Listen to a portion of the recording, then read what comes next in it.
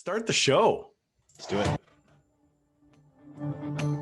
This is the GPL podcast, sponsored by Jerry Peters and First Class Mortgage.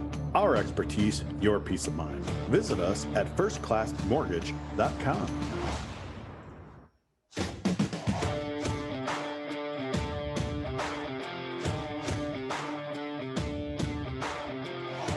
Now, here's Jupe and Vigo.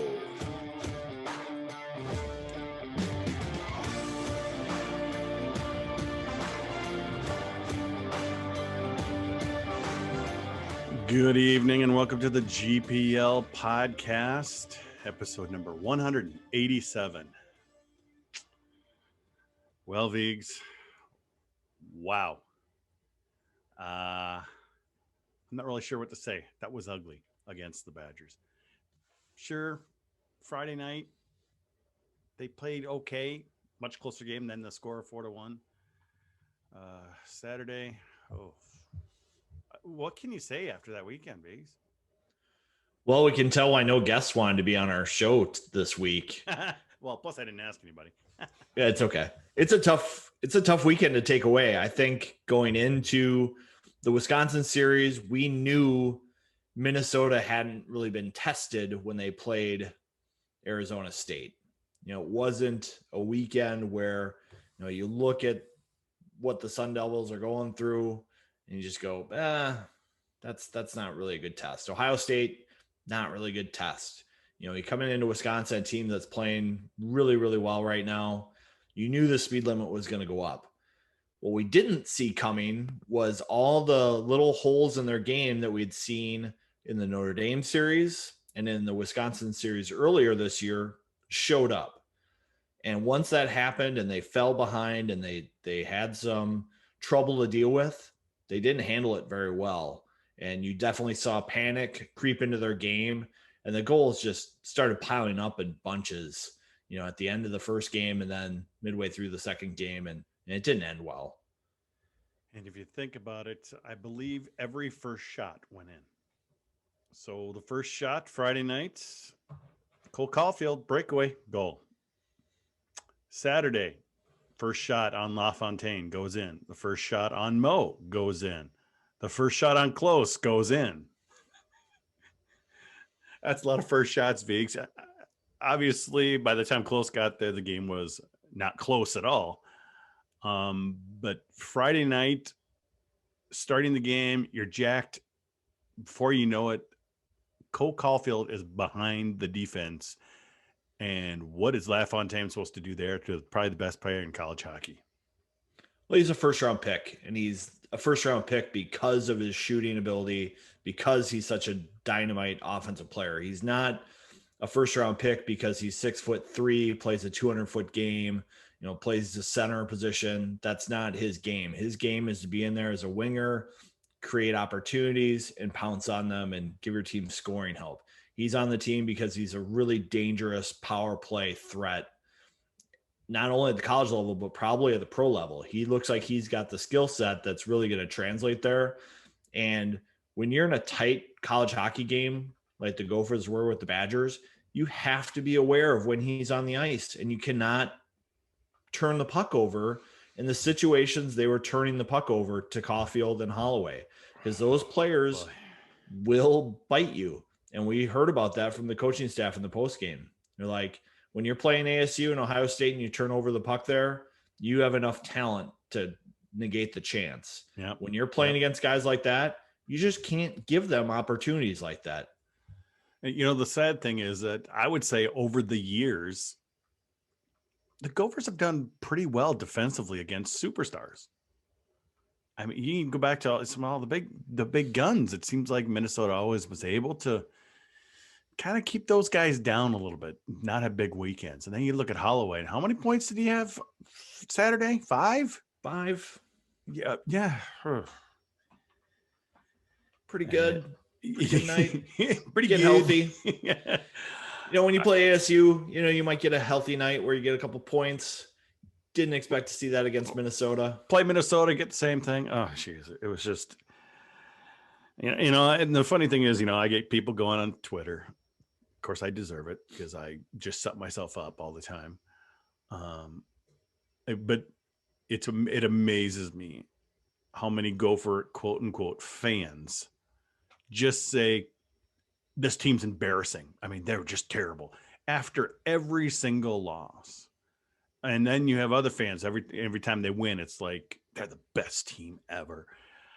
And the funny thing is that I want to say 2 or 3 former Gophers even like replied and liked that tweet that I mentioned that, it's people are just like, relax. Yes, there's concern. Yes, it was an embarrassing game, but this is not an embarrassing team, Vigs. Nothing even close to that. And it's college athletics. I think that's one of the things that goes on at the college level is there is this inconsistency to their game. They're not always going to be perfect. They're not always going to be on their game. The key is that these kids have to figure out when not to make mistakes. And you heard that from Scott Reedy after the game.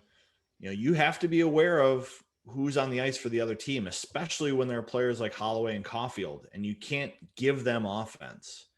Yes, we want to play hard. Yes, we want to take advantage of our opportunities that are before us, but he knows enough to say, percentage hockey is the smart play. And I think we saw that at the end of last year when they got away with a great weekend against Notre Dame in the playoffs and sent them home for the season. They played the game the way it had to be played for them to get a win. It wasn't the most entertaining style. It wasn't the style that was going to give them the most points and put them in position to be all conference and things like that. Just win, baby. That's all that matters. Winning hockey. And yes, these players are still developing and they're trying to figure out how good their game is. But there's places to do that and places not to do that. And a big weekend against Wisconsin where you're fighting probably for your NCAA tournament bid and your conference title potential, and you throw it away by making turnovers in those situations, it's going to get you skated on Monday practice. Yeah, it's boy, I'm not really sure how to react. I mean, I was just kind of smiling all weekend, like going, yeah, it was bound this to happen eventually here, Vigs. But what was also disappointing though was another weekend of like 2 goals total, Vigs. That's very similar to what happened against Notre Dame. But Notre Dame didn't have the scoring punch, obviously, but Wisconsin did. And then Saturday night, the biggest loss for Minnesota by total goals since how many years? I mean, we were getting ready for post game with the coach, and there's Jess Meyer saying, "Let me know your number when you figure it out. When you keep going looking back in the books, because you had to keep going back to what, CC in the mid '90s or something like that to find a big of loss." Yeah, 1994 to CC, and they lost 9-2. And I went back and I looked at some of the quotes from after that game. And Royce was there, wasn't he? Yeah, well, Royce wrote a column on it, and he basically called out, the fan base. He started the column with talking about Vikings fans and Twins fans, and but don't forget about Gopher hockey fans. He's like, after they got off to a 6-0 record, the Mariucci faithful said, "There's a feeling we'll never be out of a game. We've just got so much talent."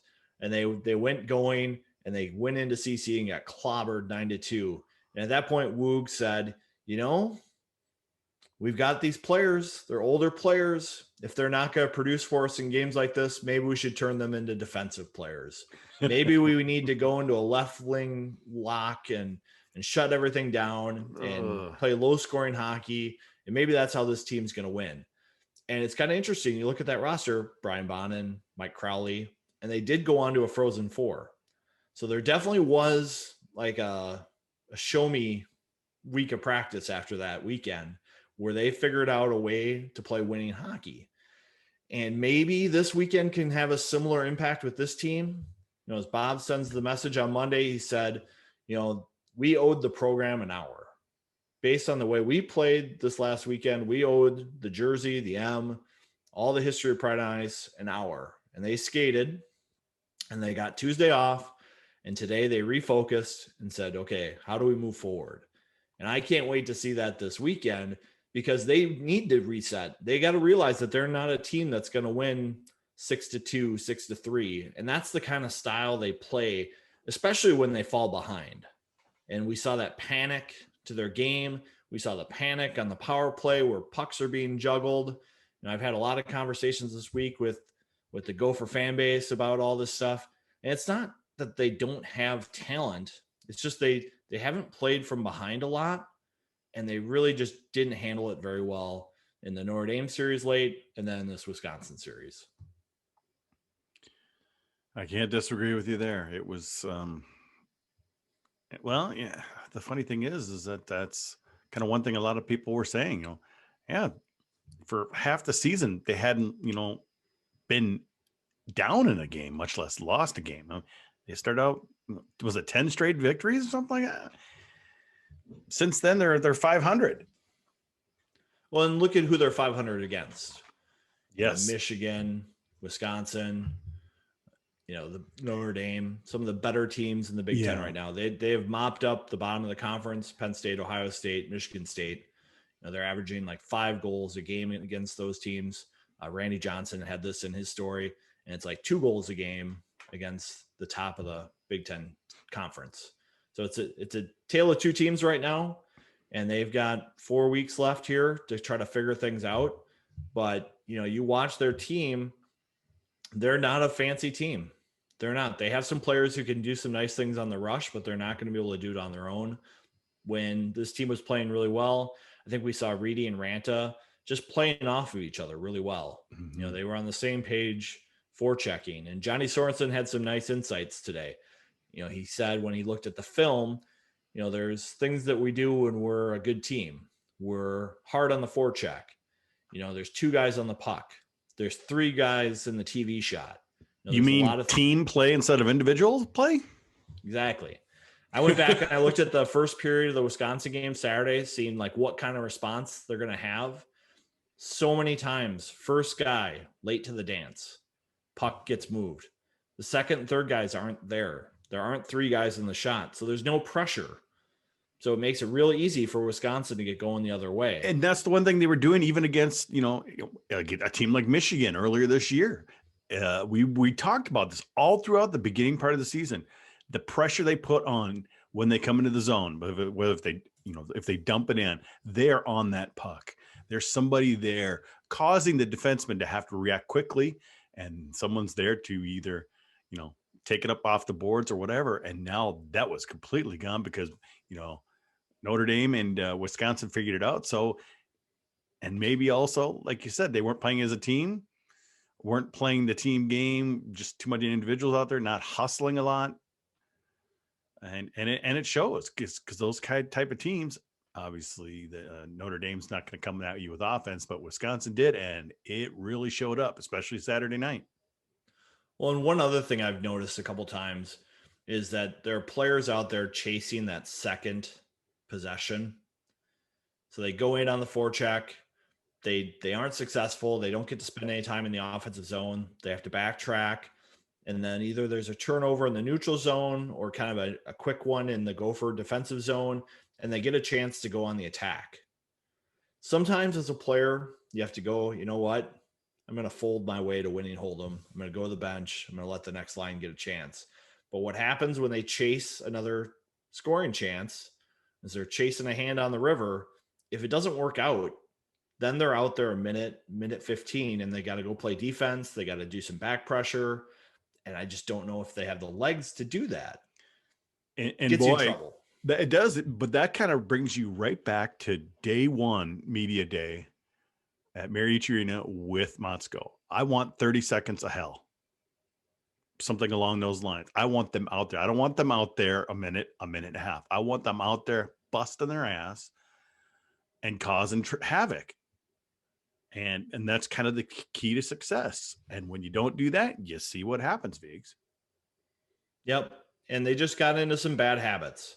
And that can happen with college players. I thought, coming into this year, they had so much returning veteran talent, especially at center, that this team was going to be in real good shape. to take what they've learned, the experience they have, and make a push, especially after the start they had. But, even with veterans, some bad habits can creep in there, and it's hard to find your game back, especially when you panic and you get away from what's made you successful to try to make up for it. And we'll see how this season turns out. But, in the couple moments of adversity here against Wisconsin and Notre Dame, it hasn't been great. No, I thought they answered the bell a little bit in Madison when they came back the next night and played better. We'll see if they can respond this weekend, because they sure didn't on Saturday. That first period, I rewatched again, like I said, and they were just late to the dance at all the forechecking opportunities. And then in the second period, the game kind of got away from them as they pushed, as they fell farther behind. I know, as Corey's mentioning on the YouTube chat, he says we need some more guys that can fly around and check somebody. And we've seen with other teams, have a good physical game, clean physical game, can really kind of inspire the team. And it has been a little light on that against those teams, Viggs. The physical play. It can be, but it's got to be in the right time too. Jackson Nelson's trying to be physical and send a message on Tarek Baker. It's in the wrong time. That is true. You can't. Sorry, you're gone. It's college inexcusable. Hockey. It's college hockey. You can't go into a guy like that in that position. If the guy's coming up the rink, you're probably able to make that kind of contact with him, but not the race to the end wall like that. But there are guys that are trying to do that, and sometimes they get caught in trouble. We've seen that with Perbix a little bit, with Brodzinski a little bit, with Walker, McLaughlin a little bit. They're trying so hard to make something happen that sometimes they commit those penalties at just the wrong spot in the rink. Well, it turns out, Viggs, now they do not have control over their destiny, and we've talked about the key being, you want to be in the tournament, you're going to have to be in first or second place. Now they're in second place. Badgers are in first place for the first time by themselves since 2006. If they get swept this weekend, Notre Dame will tie them in the standings. Obviously, take the tiebreaker because they would have beaten them 4 times straight. And I guess, it's out of our hands. We're rooting for Michigan this weekend to beat the Badgers. It wasn't that long ago where they had a pretty sizable lead in the Big Ten, and now it's gone. Yeah, we're just looking for a split out of those teams. If you're a Gopher fan, you're hoping for some splits around the league. You're hoping for Minnesota to maybe extend their period to stay with it in contention as we go down the stretch here. This is a team that's got plenty of talent, and you'd rather have them get this wake up message now than 3 or 4 weeks from now in Ann Arbor. Or wait, it's at Mariucci, right? So, the end of the season against Michigan is at Mariucci. You would like them not to lay an egg that weekend and all of a sudden have to deal with all this. You'd rather have it now with some time left on the schedule to sort things out, get the message sent. If they did skate really hard on Monday and take Tuesday off, hopefully they're able to build in enough recovery where that kind of message sending practice doesn't impact them down the line. If you do that to them after 8 straight weeks of hockey, it probably has a different kind of impact. So it's probably a well thought out move by the coaching staff on how to handle it. Well, let's see where the team goes from there. We're going to get into talking about Notre Dame and a few other things here. But first, we need to hear from our sponsor. Hey, fellow GPLers. This is Jerry Peters from First Class Mortgage. Interest rates are near all-time lows and property values are on the rise. Lower your interest rate and remove monthly PMI at the same time to save thousands of dollars. Or use the equity in your home for debt consolidation and home improvement. The housing market is still hot, so make sure you're prepared by getting a pre-approval letter from me before you start shopping. Mention you heard about me on the GPL podcast and receive a $300 closing cost credit. Some restrictions do apply. Call me today at 612-940-3291 or visit firstclassmortgage.com to fill out a free online application. My NMLS number is 480200. First Class Mortgages is 322842.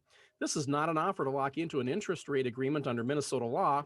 First Class Mortgage is an equal housing lender. All right. Well, I always thank Jerry for sponsoring the GPL podcast. Well, Notre Dame kind of started all this not too long ago, Viggs. And then they came into Mariucci and swept Minnesota. And now we head to Compton Family Arena in South Bend, which has actually not been a house of horrors for them too much. I mean, they did lose a playoff game there a couple years ago, but it's not like they've struggled mightily at that arena. No, and my 8-year-old still talks about that horrible penalty on Tyler Sheehy. It was very questionable. Poor kid. No, it wasn't questionable. It was the wrong call. I mean, it's just, when a 6-year-old can see that it's a wrong call, to share that next time I talk to an official.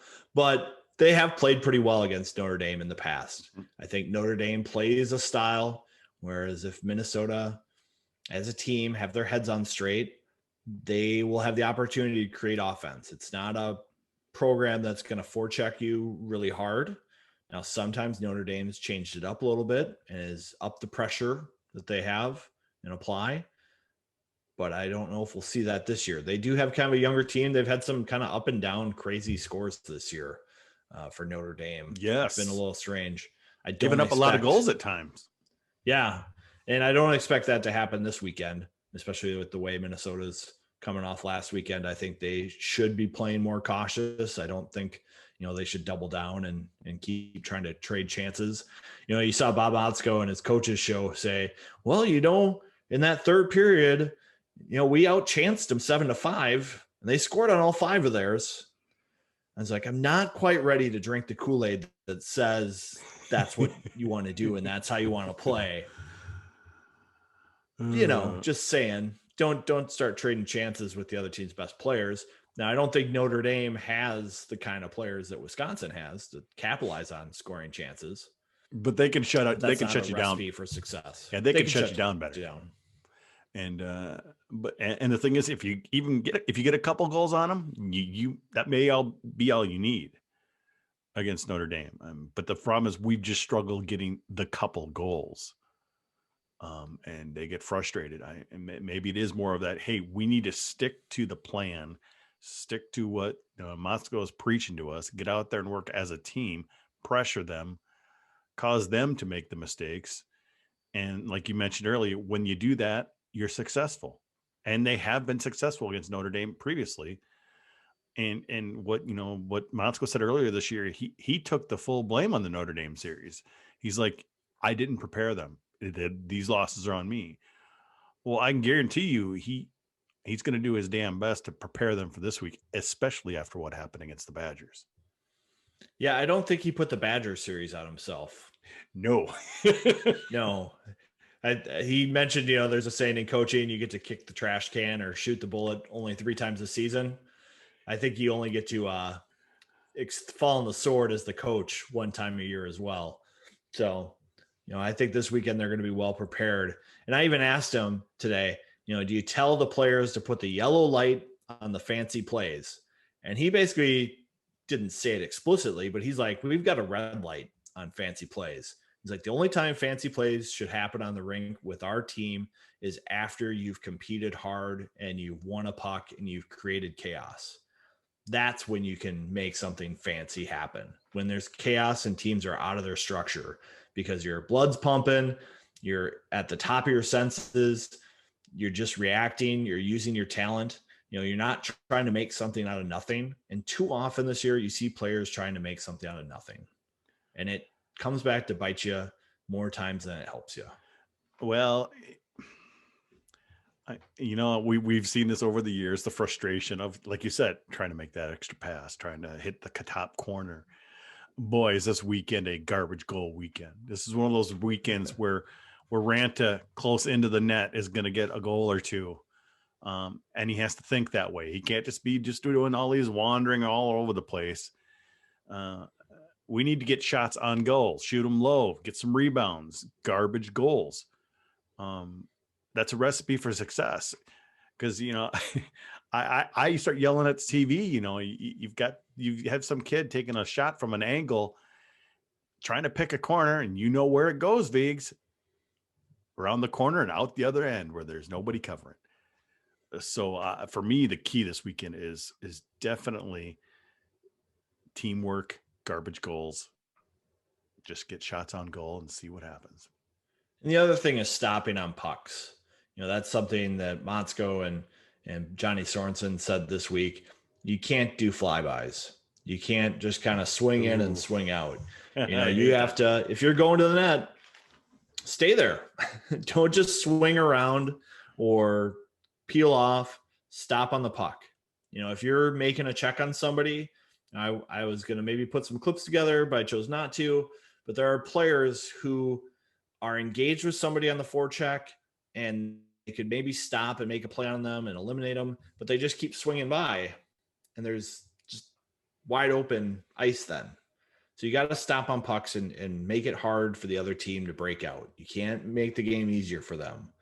So it'll be interesting to see if they're ready for that style, because I know Notre Dame is going to try to get the red line and chip it in and be hard on the defense, because that's something, Jackson Lacombe talked about the last time they played. Is he said, it was a little intimidating. Every time you're skating backwards, you knew you were going to get hit. And that's one of the hardest plays for a defenseman to make. And I think even at the start of the year, Motzko was a little worried to see how his young defenseman would handle that kind of pressure. Because if I'm Jeff Jackson, I'm like, Mike Kester, Jackson Lacombe, Ryan Johnston, you're going to get hit a lot this weekend. We're going to dump pucks in. We're not even going to try to be the first one there. We're going to put you in the glass. They're not going to put you in the glass and take a penalty, but they're still going to get hit. So that's something to watch this weekend as well, to see how well the defensemen handle that pressure, because it's coming. It is. Oh boy, it's. I just don't know what to expect right now, Vigs. I keep thinking, predict sweep. I'm not even thinking that this weekend. Even after last weekend, when I'm like, sweep, I meant the Badgers. Yeah. So I'm kind of struggling because we just don't know how they're going to react. We hope they react the right way. And like you said, you can only kick down the garbage can a couple times a year. And because from what I know, Lucia used to try to do that a lot too. Or he'd let Gensel do the yelling. And we know during those last few years, there was a lot of yelling going on because it just wasn't working right. Well, there's the old Jacques Lemaire line, why don't you yell at the players? Why don't you keep yelling at the players? He's like, well, sometimes you yell at the players. Sometimes they yell back too, Then you got a real problem. Oh boy, I don't know. Corey's asking any updates on the goalie situation from next year. He says the kid from Cornell would be a huge, but is it realistic? And that kind of relates to also Tim Hapke asking on Twitter earlier today. Do you think the Gophers will replace Laffer with a transfer goalie or just stick with Mo? What are your thoughts on goaltending next year, Viggs? Laffer's gone. Or we think he's gone. I guess he could stay, couldn't he? He could stay. Technically, you never know what's going to happen. Technically, he could be back. Who knows? I don't know if he would do that. The one thing I will say with Jared Moe, Bob has not been super kind to him over the years here. He's been quick to call him on goals like he let in on Saturday.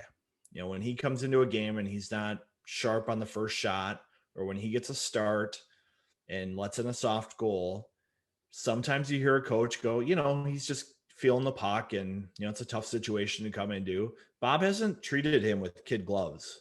So it's been kind of sharp criticism tossed his way.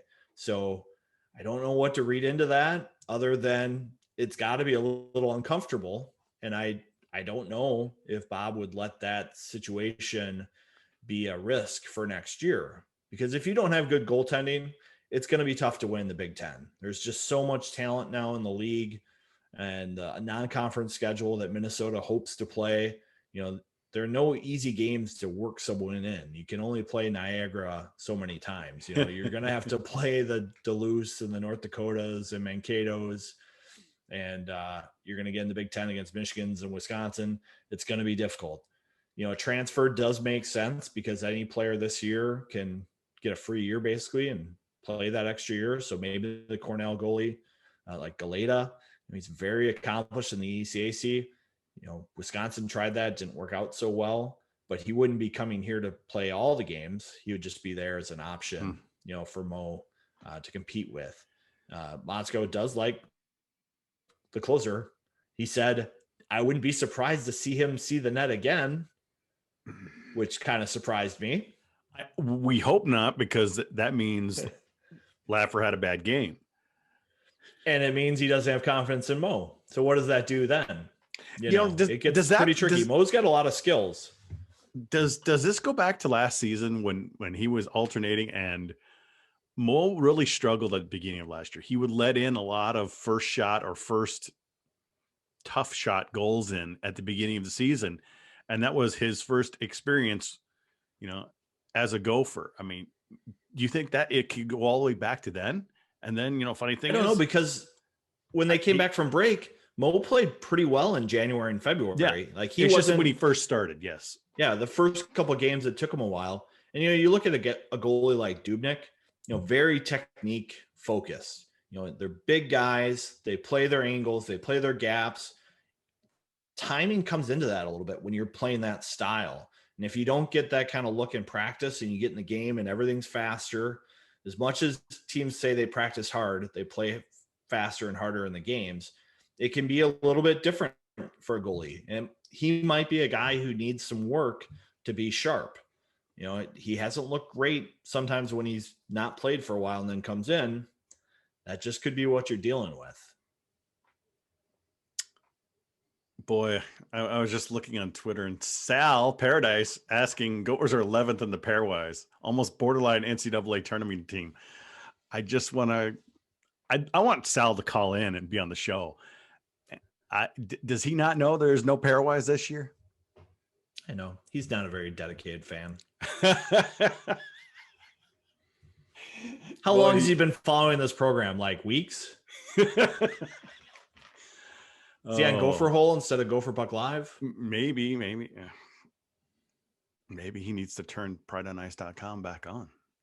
Maybe we could do a rivalry. There's no rivalry. He's too tired for that, I think. But okay, so you mentioned earlier that we'll have a non-conference season next year. Do we have any clue what's going to happen with non-conference?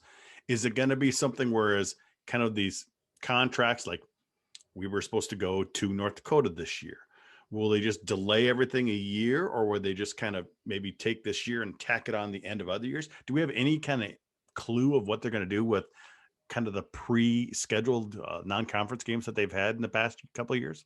Frodo, what I can tell in college football, everybody just shifted it out a year. Because rather than have to pay the guarantees and deal with that kind of stuff, they just pushed it out. So I think that's what we'll see in college hockey.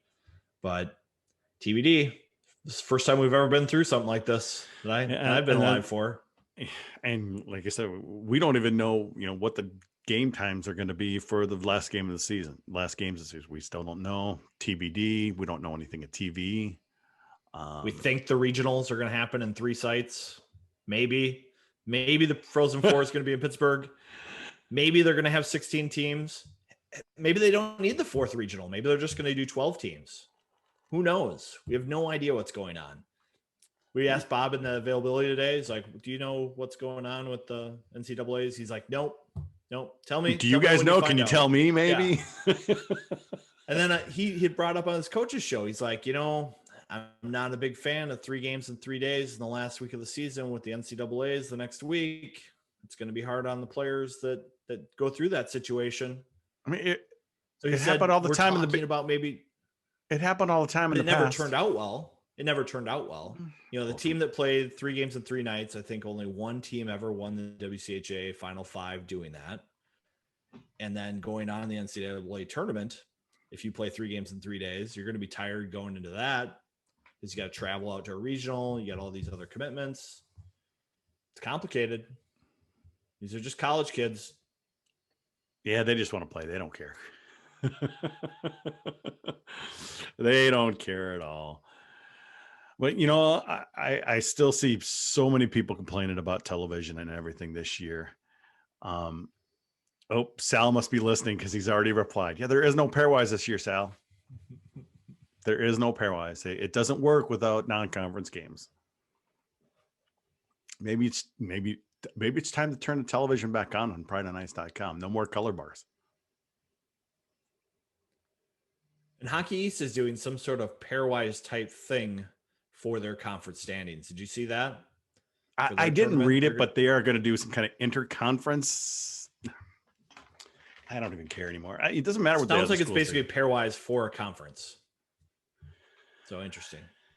Well, Steve's like, what the hell is there to complain about TV this year? Yeah, you know how people are. A lot of people, they can't stream Fox or FSN because FSN doesn't stream on Hulu or YouTube and all this other crap anymore.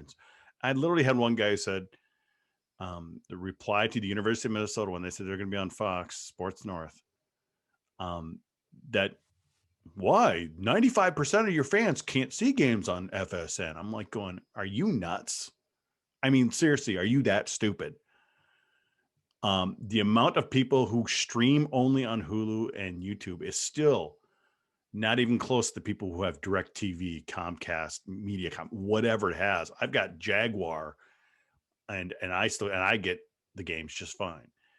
And it's funny to me, Viggs, is that people have gone the exact opposite way. We don't want games on the Big Ten network. We want them all on FSN. What do you really want, people? Because we're sorry, but people complaining at the U when a game's on FSN, shut the hell up, please, because FSN could just say, no, we're not going to carry the games. Then what's Minnesota going to do? Nothing. If a network's going to say, we'll carry the games, it's not like Minnesota's going to say no, Viggs. Enjoy it while you can. They have more games on TV than any other college hockey program in the country. If you don't have... And this season, all of them so far, one is going to be streamed. That's this Saturday. We're stream only, but actually, if you're not in this market, if you're like in some Chicago markets, you could see it on TV. And then we wait for the Michigan series. Has that ever happened? BTN Plus, and if you have BTN Plus, you can get all the games there too. So if you're a cord cutter, just get BTN Plus and follow Minnesota. It's like an extra $15 a month. It's nothing compared to tickets. It's nothing. Right. We're very privileged with this program. We always have been. Take it in. And you look at they set a ratings record on Big Ten Network, which is not the greatest, when they played Ohio State a couple weeks ago. This week they'll be on NBC Sportsnet or Sports Network, the network that's going away on Friday, and then on Saturday it's a stream only, but that stream is pretty darn good, Viggs. Yeah, NBC Sports Network does a good job with their stream. I think that with their Premier League coverage, they've got a lot of experience there. They've got a good platform. It'll be great. It might even be pretty close to real time. We'll see.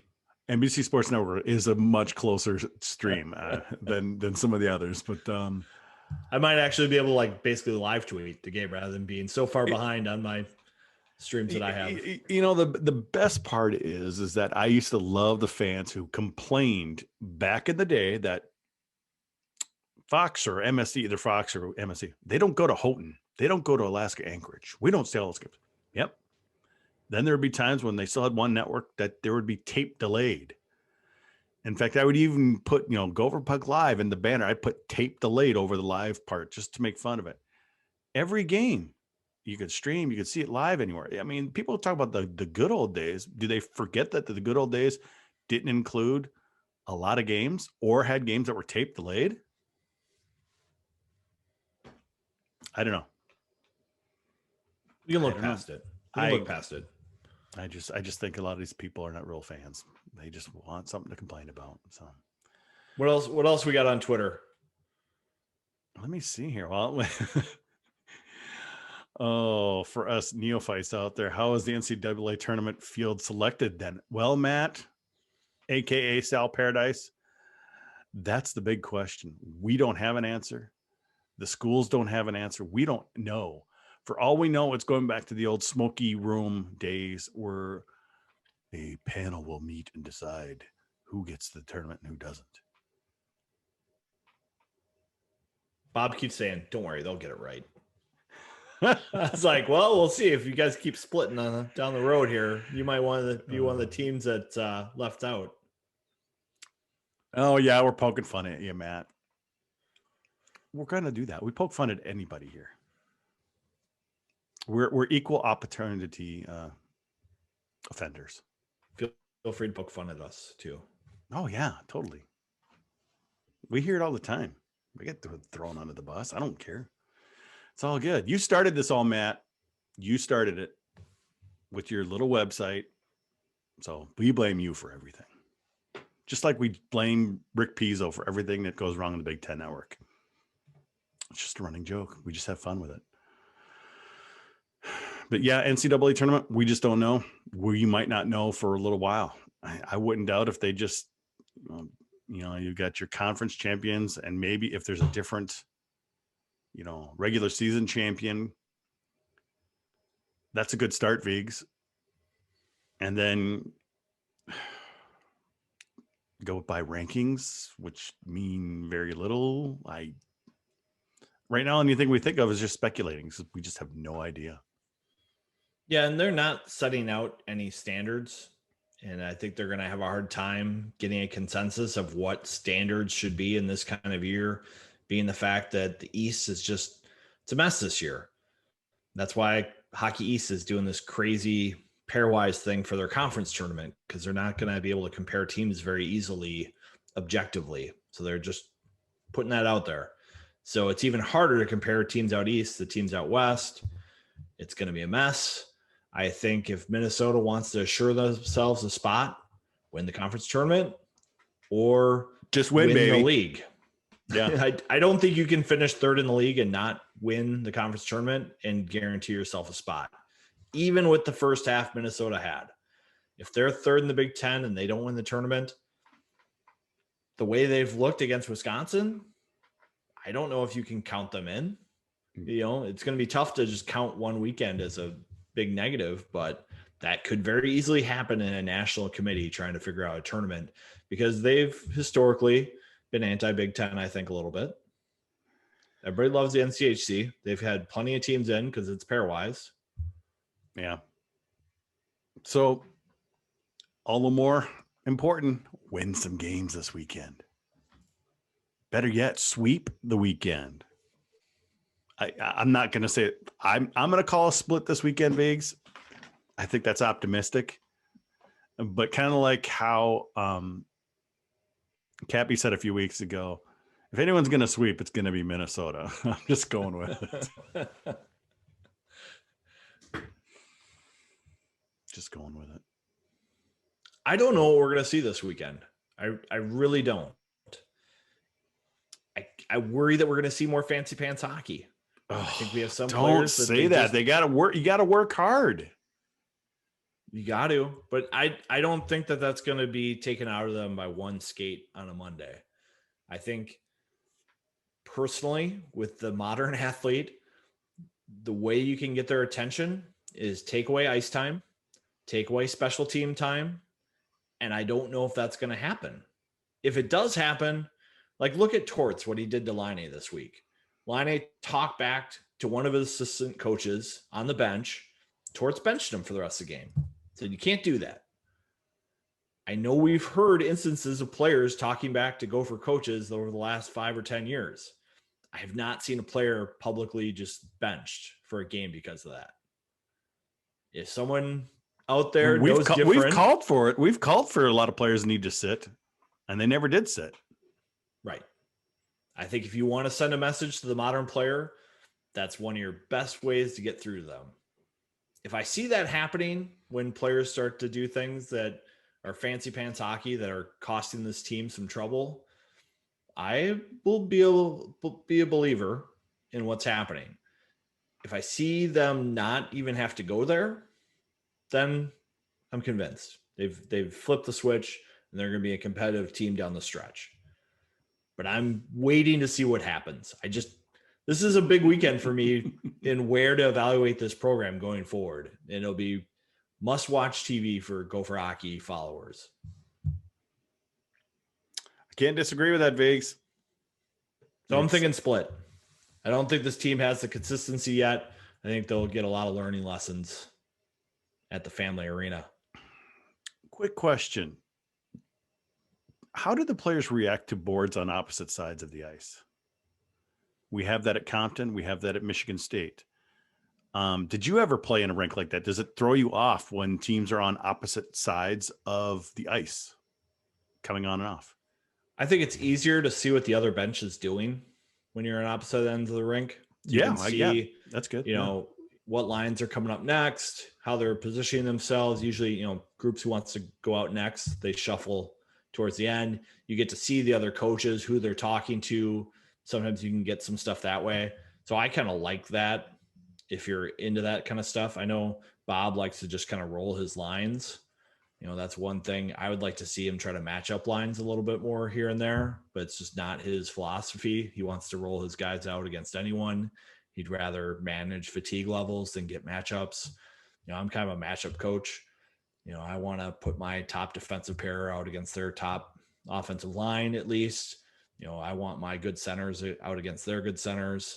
You know, I'm kind of a strategic guy that way. Bob just wants his team rolling. So I get that. But I think when you're across, you can see that more. It's easier to coach. You know, I'm seeing a couple of mentions of Brodzinski in the chat here. Brodzinski, borderline D1 player. Hapke saying, "What's up with Brodzinski?" Well, you've seen the coach quasi discipline him at times, making him the extra skater, throwing him on the fourth line. And he sat out a game or two. He sat out a game, and he was told to watch and see, you know, what's happening on the ice and get some perspective. You know, he's done that with players at the bottom of the lineup, like Brodzinski and Nevers, you know, to try to send micro messages. You know, it doesn't happen to top players. You know, Brodzinski, he's got another level to his game. You know, he definitely needs to be stopping on pucks and being dangerous offensively. He made a really nice play on the Myers goal against Wisconsin where he got a seam pass, but there's also holes to his game too.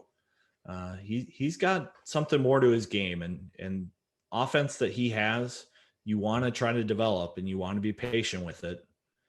But sometimes maybe it's next year for him. You know, he did come into the season with an illness. Maybe there's something to that as well.